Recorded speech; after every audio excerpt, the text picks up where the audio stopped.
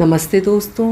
कथा कथन में आज सुनिए देश के शीर्ष कथाकारों में एक मालती जोशी जी की लिखी हुई कहानी अनुबंध।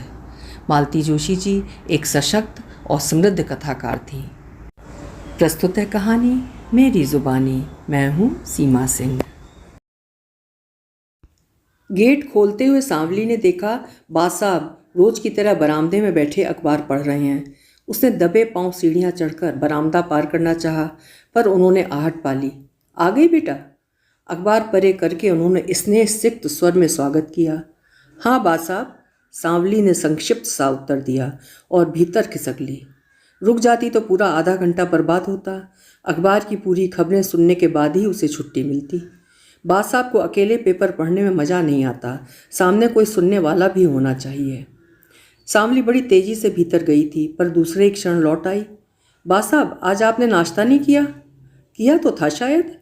किया था तो प्लेट कहाँ है? वहाँ तो सिर्फ रात के खाने भर के बर्तन रखे हैं। तू क्या रोज बर्तन गिनकर मांजती है? गिनती के तो बर्तन निकलते हैं, अलग से थोड़ी गिनती हूँ। एक भी कम हो तो पकड़ में आ जाता है। बास साहब खिसियानी सी हंसी हंस दिए। तू तो पूरी जासूस है रे, पुलिस में भर्ती हो जा। बर्तन मांजकर ज़िंदगी क्यों ख़राब कर रही है? पहले ये बताओ, नाश्ता क्यों नहीं किया? तबीयत तो ठीक है? तबीयत तो ठीक है बाबा। वो क्या हुआ कि कल डबल रोटी लाना भूल गया। सोचा रात की रोटियां हैं, अचार के साथ दूध के साथ खा लूँगा। फिर क्या? खाने बैठा तो खाया ही नहीं गया। लगा कि विभू की माँ डांट रही है, कह रही है कि बासी रोटी क्यों खा रहे हो। ठीक ही तो कह रही थी, आज तक बासी रोटी खाई है कभी? अब पहले सा क्या रह गया है रे, अपनी आदत तो बदलनी ही पड़ेगी। नाश्ता नहीं किया मतलब अब तक गोलियां भी नहीं ली होंगी। मैं आपके हाथ जोड़ती हूँ बास साहब, बीमार पड़कर मुझे आफत में मत डालो, मेरे पास बिल्कुल टेम नहीं है। बास साहब चुप बने रहे। आप अखबार पढ़ो, तब तक मैं पोहा बना कर लाती हूँ। बास साहब ने कहना चाहा कि अब नाश्ता रहने दे, सीधे खाना ही खा लूँगा, पर वे चुप रहे। जानते थे कि मानेगी नहीं। कभी कभी तो लगता है कि इसमें विभू की माँ उतर आती है। ऐसी जिद करती है कि आदमी पार नहीं पा सकता। बास साहब, सांवली फिर दरवाजे में प्रकट हो गई थी। ये तो बताओ कि इतनी रोटी बची कैसे? गिनती की तो बनाती हूँ, उनमें से भी छोड़ देते हो। देवी, उन्होंने हाथ जोड़कर कहा, अब तू जाकर कुछ बनाएगी भी या भाषण ही देती रहेगी? सांवली मुस्कुराती हुई भीतर चली आई। भूख तो लगी है, यूं ही मन को मारे बैठे रहते हैं। उसने फटाफट सारी तैयारी की। प्याज, हरी मिर्च, हरा धनिया काटा, पोहे धोकर चलनी में रखे और कढ़ाई चढ़ा दी। भीगे हुए पोहों पर शक्कर, नमक, हल्दी, मिर्च बुरकने के प्रयास में जैसे ही लाल मिर्च का चम्मच उठाया, उसका हाथ रुक गया। लगा जैसे माँ साहब डांट रही हैं, छोरी कितनी मिर्च भसक रही है, उनके पेट में आग लगा देगी क्या? जानती है ना, जरा से में उन्हें आँव हो जाती है। सांवली मन ही मन मुस्कुरा दी। माँ साहब सिर्फ बास साहब को ही डांटती हैं, ऐसा नहीं है, सांवली को भी नहीं बख्शती। रसोई से उठती सुगंध बास साहब को भीतर खींच लाई। 2-4 कौर खाते ही उनकी आत्मा तृप्त हो गई। चेहरे पर परितृप्ति सी छलकने लगी। सांवली, तेरे हाथ में तो बिल्कुल उसके जैसा स्वाद है रे। उन्हीं से तो सीखी हूँ बा साहब। विभू की बहू पोहा कैसे बनाती है पता है? सांवली को सब पता है, 20वीं बार तो सुन चुकी है, लेकिन हर बार नए सिरे से सुनना ही पड़ता है।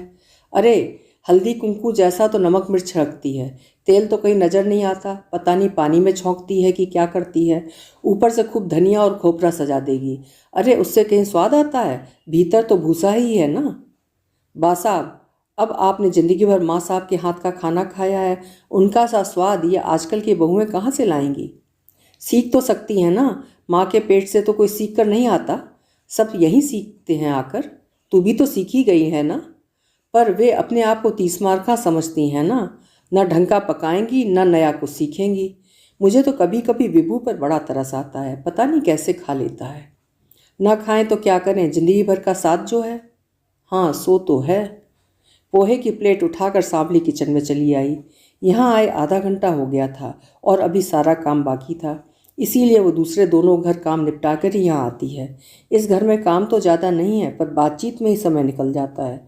बास साहब बेचारे आस लगाए बैठे रहते हैं, 5-10 मिनट उनके पास बैठना ही पड़ता है। उसने कई बार कहा भी, बास साहब घर में बैठे बैठे बोर होते हो, शाम को कहीं निकल जाया करो ना।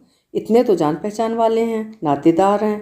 पहले तो यहाँ होटल की माफिक दिन भर चाय का पतीला चढ़ा रहता था, ऐसे तुम भी कहीं कहीं जाया करो। नहीं रे, जाने की इच्छा नहीं होती। कहीं भी जाता हूँ तो लगता है सब पर भार हो रहा हूँ। हर कोई यही कहेगा, यहाँ अकेले क्यों पड़े हो, विभू के पास मुंबई क्यों नहीं जाते। अरे यहाँ पड़ा हूँ तो किसी का क्या लेता हूँ, अपने घर बैठा हूँ, अपनी पेंशन खाता हूँ। पर लोग हैं कि लोग बाग बुरे मन से नहीं बोलते बा साहब, बुढ़ापे में आप एकले पड़े हो ना, इस वास्ते ऐसा कहते हैं सब। अरे तो वहाँ कौन सा मेरा संगी साथी बैठा हुआ है। सुबह 8 बजे तक पूरा घर खाली हो जाता है, दिन ढले सब लोग लौटते हैं। आते बेटा अखबार लेकर बैठ जाता है, बहू रसोई में लग जाती है, बच्चे टीवी में घुस जाते हैं। रात को बच्चे पढ़ाई में लग जाते हैं, बेटा बहू टीवी के सामने टट जाते हैं। मैं फालतू सामान की तरह एक कोने में बैठा रहता हूँ। यहाँ कम से कम तू ढंग का बनाकर खिलाती तो है। वहाँ तो सुबह हाबड़ तोड़ में जो कच्चा पक्का बनाकर जाती है वही 12 बजे खाता हूँ। गरम करने तक का मन नहीं होता। और खाना भी क्या, वही सब्जी रोटी, दाल चावल तो सिर्फ रात को ही नसीब होते हैं। सांवली जब जब ये किस्सा सुनती उसका मन कैसा तो हुआता। कैसी भरी पूरी थाली परोसती थी माँ साहब। कुल 2 ही प्राणी थे, पर उन्होंने कभी कोई कोर कसर नहीं की। पति को राजा की तरह रखा था उन्होंने। अब बेचारे दाल चावल को तरस गए हैं। उसके घर वाले तो खूब नाराज होते हैं। ये डोकरा छोरे के पास क्यों नहीं जाता, बेफालतू में यहाँ पड़ा है। अब वो किस किस को समझाए कि डोकरा यहाँ क्यों पड़ा है, क्यों नहीं बेटे के पास जाता है। और ये सब बातें कोई समझेगा भी नहीं। उसे तो खुद कभी कभी आलस आने लगता है। सिर्फ 2 रोटियां डालने के लिए शाम को उतनी दूर जाना खूब बखड़ता है, पर हर रोज जैसे कोई खींच कर उसे ले आता है। सांवली, इन्हें यहाँ तेरे भरोसे ही छोड़ा है, उन्हें परेशान मत करना। राखी के दिन खूब झमाझम पानी बरसा। घर में मेहमान भी थे। सांवली गोल कर गई। तीज त्योहार पर छुट्टी लेने का तो सभी को हक बनता है। दूसरे दिन जैसे ही उसने भीतर पांव दिया, लगा जैसे तस्वीर में जड़ी 2 आंखें उस पर अंगारा बरसा रही हैं। वाह सांवली, खूब साथ निभाया। त्योहार के दिन अपने बासाब को भूखा रखा। उसने भीतर जाकर देखा, सच ही था। सिंक में केवल चाय के बर्तन थे, और चाय भी शायद 4-5 बार बनी थी। गैस पर कुकर था जिसमें दाल चावल बनाने की कोशिश की गई थी, पर बर्तन टेढ़े हो जाने के कारण पानी बह गया था। दाल चावल आधे पके और आधे कच्चे रह गए थे। बासाब, कल घर पर खाना क्यों बनाया? कल तो राखी थी। हर साल आप बुआ जी के यहाँ जाते हैं ना? अरे उसकी बहू की जचकी हुई है, बेचारी वैसे भी परेशान है। तो क्या हुआ, घर में खाना तो बना ही होगा। आप अकेले ही भारी पड़ जाते क्या? शाम को राखी बंधवाने गया था, तब वहीं से खा कर आया था।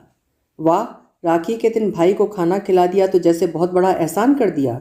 राखी बंधाई का कड़कदार नोट भी तो मिला होगा। सांवली का मन, जो अब तक अपराध बोध से ग्रस्त था, अब बुआ जी के प्रति आक्रोश से भर उठा। माँ साहब थीं तब कैसे कैसे भाग भाग कर आती थीं। हर महीने पूरा परिवार किसी न किसी बहाने जिम कर जाता। अब एक दिन भाई को टिफिन भेजने की भी उन्हें याद नहीं रही। सावन के पितर भी जैसे तैसे जिम गए। दशहरा भी निकल गया। सांवली सब दूर की छुट्टी कर देती, पर यह घर उसे करना ही पड़ता। बड़ी परेशानी थी, और अब तो दिवाली भी ऐन सिर पर आ पहुंची। घर की लीपा पोती करते हुए सांवली यही सोचती कि दिवाली पर कैसे क्या होगा। कम से कम 3 दिन की छुट्टी तो लेनी पड़ेगी, तब इनका क्या होगा।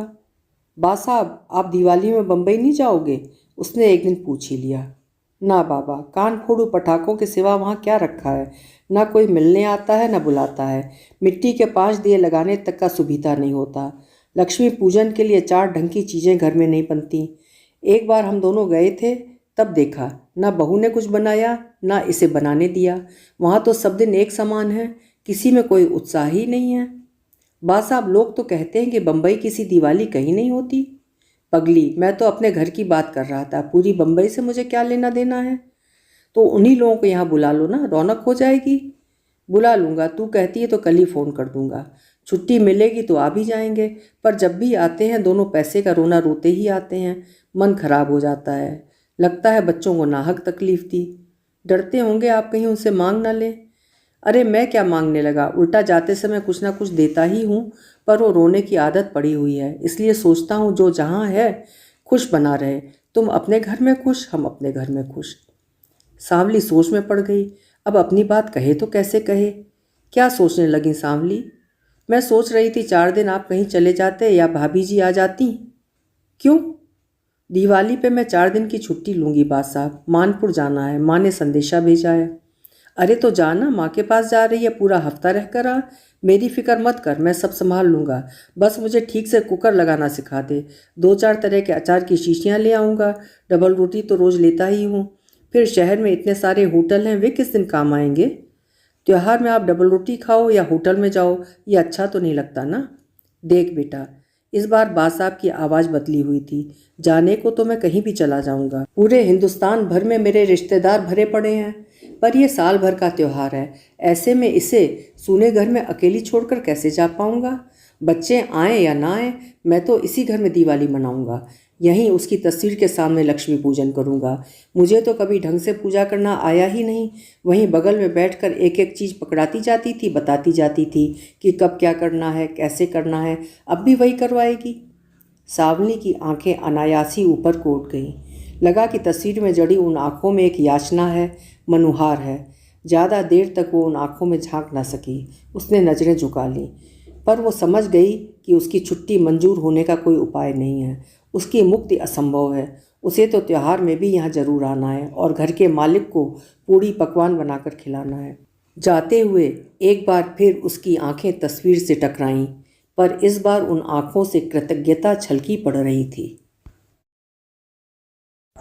अभी आप सुन रहे थे मालती जोशी मैम की लिखी हुई एक बेहद हृदय स्पर्शी कहानी अनुबंध। अगर आपको पसंद आई है तो कहानी लाइक ज़रूर करिएगा और चैनल को भी सब्सक्राइब करिएगा। कल फिर मिलेंगे। आपका समय शुभ हो।